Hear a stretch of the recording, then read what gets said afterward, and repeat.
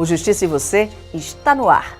Nesta edição vamos falar sobre o uso dos dados do Banco Nacional de Mandados de Prisão nos alvarás de soltura e de progressão de regime dos detentos. E você vai ver também uma ação de cidadania que ajudou moradores de um dos maiores bairros de Natal a emitir documentos e fazer o cadastro do SUS.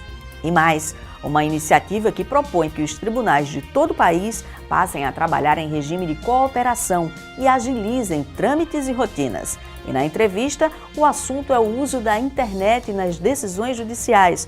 O convidado é o juiz Marcos Vinícius Pereira Júnior, titular da Vara Cível da Comarca de Currais Novos. Continue conosco. O Justiça e Você volta em instantes. No intervalo, você confere os fatos que marcaram o Poder Judiciário norte-riograndense esta semana. Até já!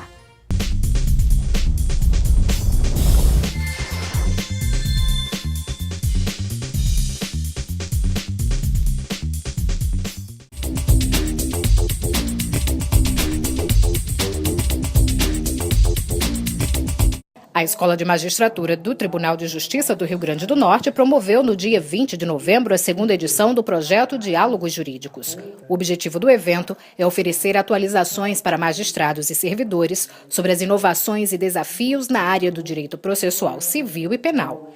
Nesta edição, o doutor em Direito Processual Penal pela USP, Marcos Zilli, ministrou uma palestra sobre controle judicial da prisão em flagrante. A ideia é de trazer à discussão essa temática que é relativamente nova e que tem suscitado muitas dúvidas no dia a dia da atividade jurisdicional. De 1º a 5 de dezembro, o Tribunal de Justiça do Rio Grande do Norte promove a Semana de Baixa de Processos. A campanha interna é conduzida pela Secretaria de Gestão Estratégica. Com a finalização dos processos já sentenciados nos sistemas eletrônicos utilizados pelo TJ Potiguar, é possível avançar em importantes indicadores jurisdicionais. Esse é um momento em que é formalizado e encerrado através do arquivamento definitivo dos processos, e isso tem influências muito positivas com relação às unidades judiciárias.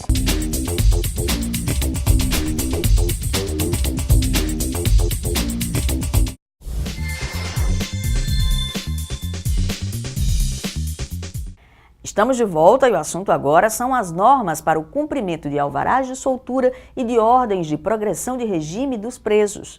As novas regras indicadas pela Corregedoria Geral de Justiça determinam a utilização dos dados do BNMP, o Banco Nacional de Mandados de Prisão.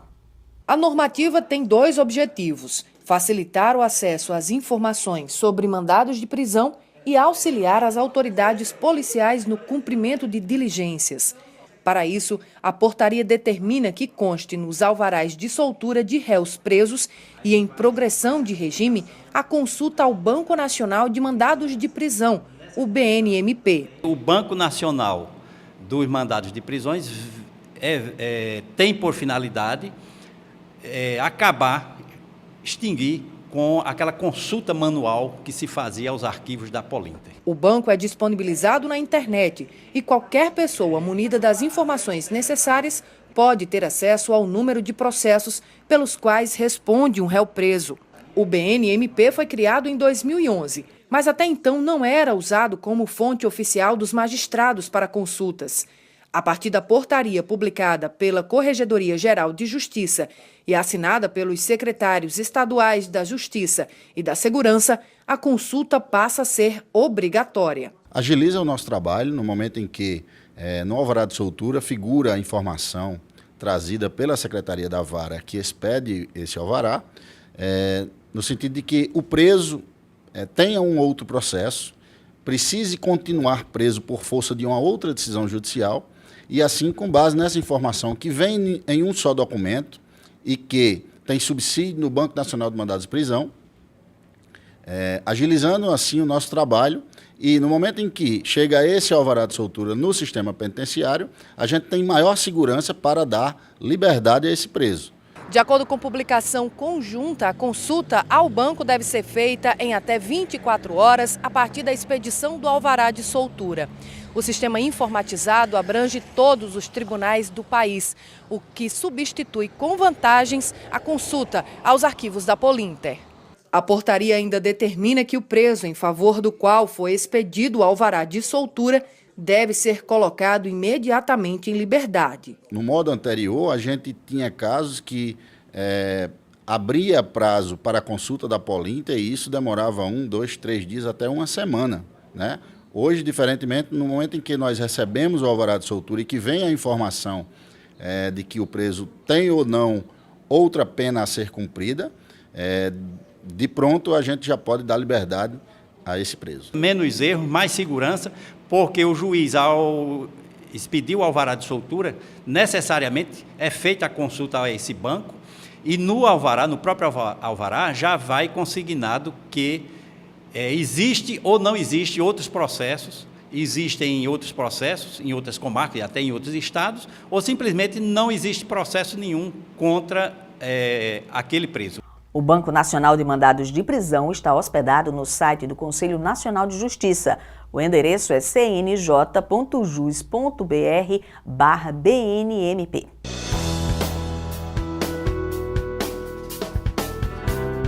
Vício insanável.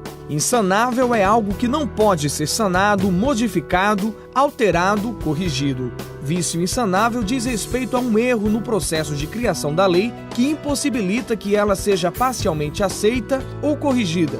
Dessa forma, um ato ou um contrato que contenha um vício insanável é nulo e não produz qualquer efeito entre as partes. A decisão declarando sua nulidade terá efeito retroativo entre as partes, porém, deverão ser respeitados os direitos de terceiros de boa-fé que tenham sido atingidos pelo ato nulo.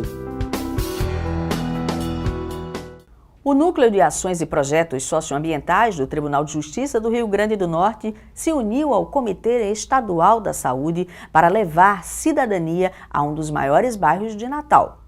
A ação Registrar é Legal durou o dia todo e deu aos moradores a oportunidade de emitir documentos básicos como certidão de nascimento, RG e CPF, além de garantir o cadastro de todos no Sistema Único de Saúde. Confira. Dona Maria da Conceição trouxe a família para a ação de cidadania no posto de saúde do bairro Bom Pastor, zona oeste de Natal. Ela veio para registrar o bisneto, prestes a completar 1 mês de vida, e solicitar o CPF das outras 2 bisnetas. Ela conta que já havia tentado fazer os documentos na Central do Cidadão da capital. Procurado, Central do Cidadão, mas tinha que pegar fila, chegava lá muita gente e não podia pegar. O posto era difícil e a única oportunidade foi agora que chegou para o bairro. Para fazer foi mais fácil. Vou resolver cartão de SUS e outro problema na justiça ainda. Dona Maria foi uma das pessoas atendidas pela ação Registrar é Legal, promovida pelo Comitê Estadual de Saúde em parceria com o NAPS, o Núcleo de Ações e Programas Socioambientais do Tribunal de Justiça. O objetivo do projeto é cadastrar os moradores daquela região no SUS. A intenção é garantir repasses mais reais das verbas para a saúde no local. O valor dos repasses está relacionado ao quantitativo de usuários do Sistema Público de Saúde. Um levantamento feito pelos agentes comunitários de saúde revelou que mais de 500 pessoas no Bom Pastor e em bairros vizinhos não tinham o CPF nem a certidão de nascimento. Documentos essenciais para a realização do cartão SUS. A maior nossa dificuldade é assim, nas nossas visitas a gente orienta para fazer o cartão SUS. Então assim, eles se queixam de não ter o cartão SUS porque não tem o CPF das crianças, não tem o registro. Então é uma preocupação nossa do serviço, né, nossa orientação deles não ter o cartão do SUS. A Força Tarefa contou com a parceria de 4 cartórios de Natal. Jonas também aproveitou a ação montada no bairro. Aos 23 anos, não tinha ainda sequer o registro de nascimento. Sou pai de família, preciso do meu registro para poder registrar meu filho. Aí eu estou aqui hoje para poder fazer meu registro e todo mundo me ajudar. Nos casos como o de Jonas, o fornecimento do cartão SUS fica pendente, até que a certidão seja oficializada. Hoje é uma ação concentrada para detectar quem necessita, né? Mas vai ter um acompanhamento através dos agentes comunitários de saúde. Apesar de a ação ter como foco a zona oeste de Natal, moradores de outras regiões da cidade também foram atendidos. Muitos deles aproveitaram a oportunidade para deixar a documentação em dia. Muitas famílias onde, por exemplo, a mãe foi presa ou o pai foi preso e acaba muitas vezes acontecendo, como um exemplo que a gente encontrou, de uma residência que tem uma mãe que está grávida com a 10ª gravidez, onde ela não tem documento e onde nenhum dos filhos dela tem documento e nenhum deles estuda. Eu vim fazer o cartão o CPF dele, que ele não tem, porque ele já caiu doente, aí rodei para fazer, mas só com o CPF. Aí eu achei uma oportunidade de fazer, né? Além da parceria com os cartórios, outras instituições fizeram parte do Registrar é Legal. O Banco do Brasil emitiu documentos de CPF e a OAB e a Defensoria Pública realizaram atendimentos para orientar a população sobre os direitos de cada um. Vamos agora para um breve intervalo e voltamos em instantes falando sobre o trabalho em conjunto que os 90 tribunais brasileiros querem começar a realizar. Aproveite esses minutos para acessar a nossa página no Facebook e conferir os destaques do Poder Judiciário. Compartilhe nossas postagens e interaja conosco. Queremos saber quais são os temas da sua preferência. O Justiça e Você volta já.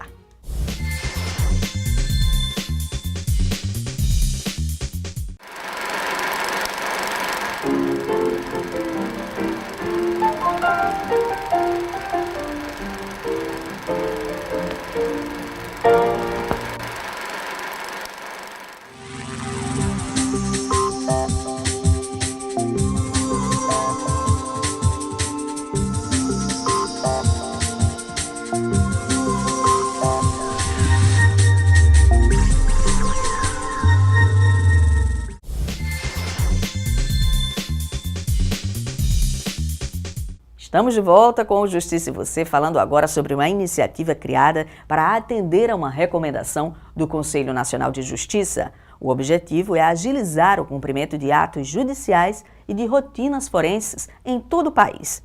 Com a rede de cooperação, os 90 tribunais brasileiros de 5 especialidades devem fortalecer os canais de comunicação entre si, de forma que a colaboração mútua passe a ser rotina nesses locais.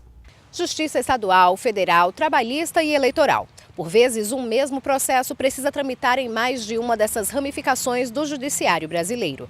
Para facilitar a comunicação entre os tribunais nessas ocasiões, é que foi criada a Rede Nacional de Cooperação Judiciária. Instituída pelo Conselho Nacional de Justiça, a Rede Nacional é composta por juízes de cooperação designados pelos tribunais. A função deles é intermediar o contato entre magistrados e agilizar o intercâmbio de atos forenses e administrativos. No Rio Grande do Norte, a rede é relativamente recente. Existe há cerca de 2 anos. Para este magistrado, integrante do Comitê Estadual da Rede Nacional de Cooperação Judiciária, um dos desafios enfrentados para que o serviço se torne efetivo é aperfeiçoar a comunicação entre os órgãos do Judiciário. A coisa ainda está um pouco incipiente, né? Nós estamos tentando trazer esse tipo de evento justamente para estimular e divulgar as coisas da rede. Existem formas e meios de comunicação entre a Justiça, mas é preciso que os magistrados, os servidores, eles conheçam, né, a existência dela e os objetivos dela. Só assim a gente vai, no futuro próximo, fazer ela funcionar efetivamente. Em busca desse objetivo, durante o mês de novembro, juízes, chefes de cartórios e diretores de secretaria das 4 ramificações judiciárias presentes no estado participaram de um curso da Rede de Cooperação da Justiça Potiguar. Se melhorar essa desburocratização, se a gente conseguir tirar alguns entraves e melhorar esse intercâmbio entre as justiças, quem vai ganhar é o jurisdicionado com a celeridade da prestação jurisdicional. A capacitação no Rio Grande do Norte contou com a presença da magistrada de ligação da República Francesa para o Brasil, Bolívia e Venezuela, Carla De Veille. Em 2 palestras, a magistrada compartilhou experiências e reforçou a importância da estruturação da rede brasileira de cooperação. A experiência internacional, ela pode dar um esclarecimento, talvez, sobre como funciona a cooperação, mas sempre é diferente de uma cooperação nacional. A sua cooperação aqui, ela é um país só, apesar de serem vários estados, mas é só um país e ela é mais flexível. A ideia de a gente mostrar como é que funciona internacionalmente é também, talvez, para que essa rede de cooperação judiciária que vocês têm a nível nacional, ela possa ser também ponto de contacto para a cooperação internacional. Os reflexos são imediatos. A integração e o intercâmbio entre as diferentes esferas da justiça trazem maior agilidade e eficiência na prestação dos serviços judiciários. Primeiro é fazer com que os juízes e os diretores de secretaria conheçam o tema, né? O tema é recente no direito e é previsto no projeto do novo Código de Processo Civil, pelo que isso deve estar acontecendo muito em breve. Sem prejuízo de, a partir do diálogo entre os juízes, né, entre os funcionários do Poder Judiciário, já se possam implantar algumas medidas de cooperação. Então, o primeiro ponto é conhecer o tema. Segundo, é já fomentar esse diálogo para que soluções saiam para o contexto do Estado do Rio Grande do Norte. E o Justiça, você recebe agora o juiz Marcos Vinícius Pereira Júnior, ele que é da comarca de Currais Novos e que está usando a internet nas suas decisões nos processos. Doutor Marcos, é um prazer tê-lo conosco. Bem, é um prazer poder compartilhar essas informações e tentar esclarecer, né, essas novas demandas que o Judiciário tem, de fato, que abarcar. Como a internet tem auxiliado nessas decisões? Bem, é bem interessante tratar sobre esse tema, né, porque o Judiciário ele passou por várias fases, desde a máquina de datilografia, na época que eu era estagiário e utilizava, até os dias de hoje, né, que nós temos as redes sociais, nós temos muitas informações e dentro desse mundo cibernético, dentro desse mundo de novas informações, o Judiciário ele não poderia ficar alheio a essa nova realidade e, nesse sentido, nós tentamos, né, transformar a realidade do processo o mais próximo da realidade para que, assim, a justiça seja feita da maneira mais próxima do real. Como o senhor usa essas informações? Cite para a gente um caso prático. Bem, certa vez eu estava de plantão, né, na comarca de Currais Novos e recebi um auto de prisão em flagrante onde tinha sido concedido pelo delegado de polícia a possibilidade do pagamento de uma fiança para uma pessoa que atropelou uma senhora, né, e foi constatado que essa pessoa estava dirigindo embriagada, né? Ao verificar que o carro que ela dirigia era um carro do ano, eu achei curioso o fato do delegado ter arbitrado apenas R$200 como valor de pagamento de fiança e o Ministério Público ter opinado pela homologação do flagrante daquela forma. Então, como existia a possibilidade de buscar informações dessa pessoa na internet, eu verifiquei que era uma pessoa de bastante condições financeiras, né, conhecida inclusive no estado, no meio da música.